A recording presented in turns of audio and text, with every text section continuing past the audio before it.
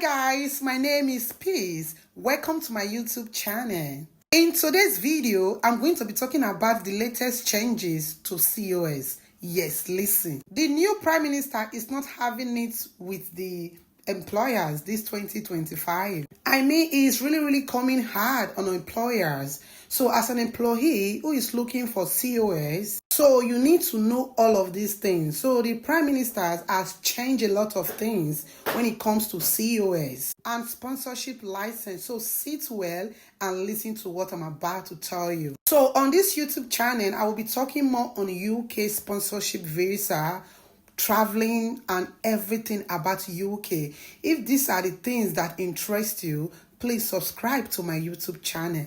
Let's get started. So the UK Prime Minister has really changed a lot when it comes to COS. So as an employee who is looking for COS, you need to really listen to this. So the UK Prime Minister recently updated the guidelines for workers and temporary workers. So these changes became effective at the end of 2024 and the beginning of 2025. So it is important for employers who sponsor foreign workers to understand the guidelines. So there are three key parts to the new changes. So number one is, listen, applying for license, how employer we apply to sponsor workers. Secondly, how to assign role to sponsor workers. Number three, the sponsor duty compliance, the rules the employers must follow to keep their sponsorship license. So the government updated part 1 and 3 on the 31st of December 2024 and part 2, which is 1st January 2025. So these updates include important changes,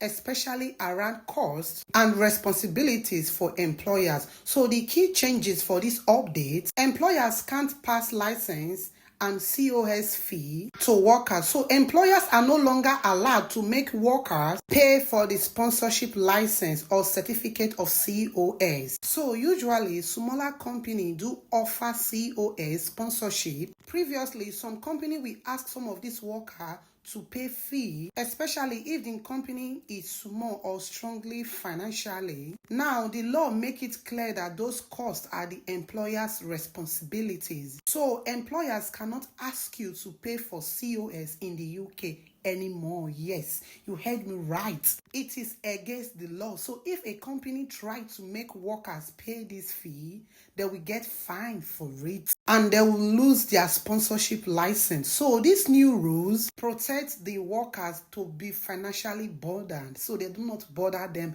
anymore. Do you know that a lot of care companies really abuse this fee? They abuse it to the extent that people that do not have money cannot get COS anymore in the UK. But good news, the law has made it clear that they are not going to pay a dime, a fee to any company anymore before getting a COS. So if the employer cannot pay or sponsor you, they should not employ you. But again, I think a lot of people is going to benefit it, yes. But it has little bit of disadvantage because as an employee who is living in the UK, some of us want to do it because we want to stay in the UK. We don't mind, but now every company are afraid because of the new law.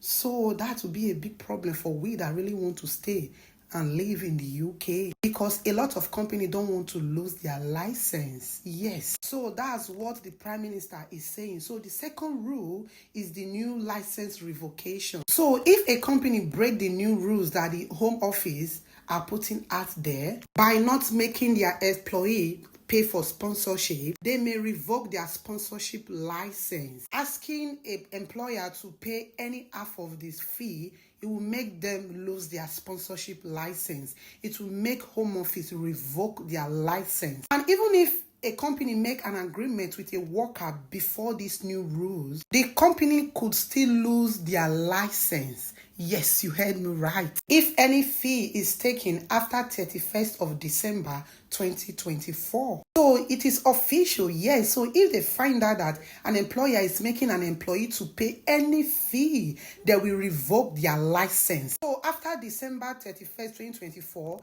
they are officially breaking that laws. So nobody should do it. If they find you taking any fee because of sponsorship of COS, you will go down for it. Number 3, no sponsoring of worker in a personal capacity. So they will not grant you license if you intend to sponsor any worker in a personal capacity, such as hiring nanny or housekeeper using a skilled worker license. So the sponsor license is strictly for business purposes, not for personal arrangement. So you know. So if you are not a diploma, you cannot sponsor anybody now, because if you do, you will go down for it. So another thing is the clarification for key personal rules. So every license must have a level 1 users who is either an employee, partner, or director of any business. So overseas representative cannot take on this role, so you know. The next one is additional evidence for care sector. Care sector employers move forward. They have an update for you. So listen. Employers in the care sector must now provide an extra proof, such as a care quality commission, status check for every branch